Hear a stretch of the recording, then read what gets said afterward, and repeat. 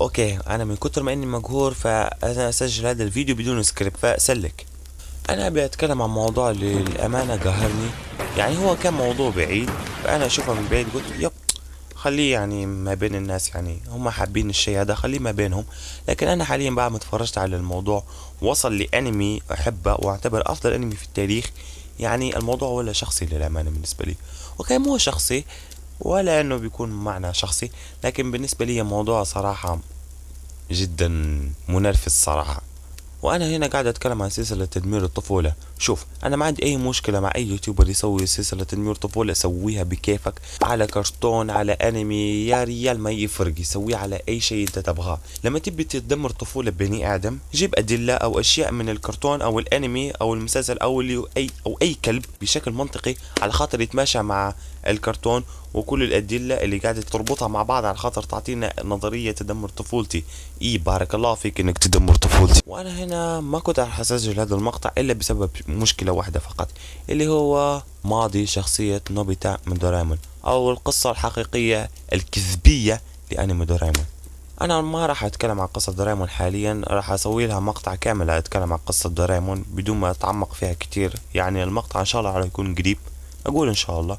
ولكن انا راح اتكلم عن القصة الغلط والكذبية اللي ماني عارف ليش انتشرت كذا. القصة المنتشرة والكذبية تقول ان دورايمون هو عبارة عن وهم او تخيل من نوبيتا، فقط ان نوبيتا قاعد يتخيل انه دورايمون موجود ودورايمون غير له موجود، وكل الادوات وكل الاحداث اللي في الانمي غير موجودة ولها صار في الواقع، وكل امور عبارة عن كذب فقط. ويقول لك ان نوبيتا مصاب بمرض الشيزوفرينيا او انفصام الشخصية، يا رب ان نطقت اسم المرض صح. وفي عمر 16 سنة بعد ما نوبيتا اكتشف ان دورايمون غير موجود ودورايمون غير حقيقي، وكل المغامرات وكل الامور اللي صارت في الانمي كلها عبارة عن وهم وكذب وتخيلات، فقرر ان الولد يمسك السلاح ويحطه على الراس.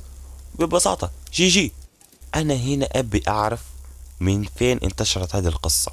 يب، من جد ابي اعرف من فين انتشرت هذه القصة. ليه انتشرت الكذبة هذه اسرع من النار في الهشيم؟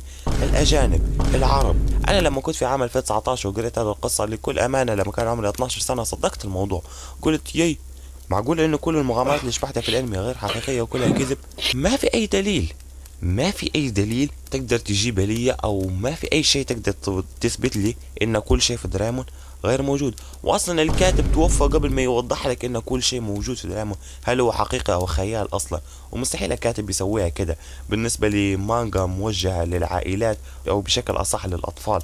يعني مش معقول ان الكاتب يكتب لك قصة كيف كده على خاطر. ابي اعرف من فين جاء هذا الاشي، ماني عارف ليش. والمصيبة ان الكذبة قاعدة يطولها اكتر من يوتيوبر بدون ما يرجع ويتحقق من القصة وانتشارها، لدرجة ان اليابانيين قاعدين يضحكوا على الموضوع، قاعدين كده ويتفرجوا عليه من بعيد ميتين ضحك على الموضوع. بكل اختصار ان قصة نوبيتا الكذبية هذه انتشرت اسرع من النار في الهشيم، وكل الامور اللي صارت في الانمي هي حقيقة. ونوبيتا تقابل مع دورايمون، ودورايمون جاء لنوبيتا من المستقبل ووعد انه بيساعده. طبعا هو وعد سواشي انه بيساعده، وكل الامور اللي صارت في الانمي هي حقيقة. فلا تجي انت يوتيوبر على خاطر مشاهدات باي انك تنشر شيء ممكن يدمر طفولة بني ادم بدون ادلة ولا اي شيء. ممكن اوكي في ناس ممكن ياخدوها بسبيل التسلية، اوكي هذا الحقيقة وكلها كذب، تقول اي حقيقة من فين جبتها؟ يعني اقول لك من فين بس ما تزعل او لا. من فين جبت الحقيقة هذه؟ من فين جبت الكيس هذا تدمر طفولة بني ادم؟